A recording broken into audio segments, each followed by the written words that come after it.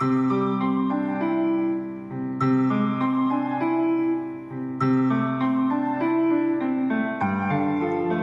Friends, எப்படி இருக்கீங்க? நல்லா இருக்கீங்களா? நம்ம கஷ்டப்படுறவங்களுக்கு ஹெல்ப் பண்ணணும், அது ஏசப்பாவுக்கு ரொம்ப பிடிக்கும்.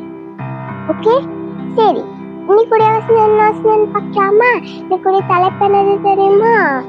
ஒடுக்கப்பட்டவரோடு ஒன்றிணையும் ஆண்டவர், அவர் ஒடுக்கப்பட்டவர்களுக்கு நியாயம் செய்கிறார், பசியாய் இருக்கிறவர்களுக்கு ஆகாரம் கொடுக்கிறார், கட்டுண்டவர்களை கர்த்தர் விடுதலையாக்குகிறார்.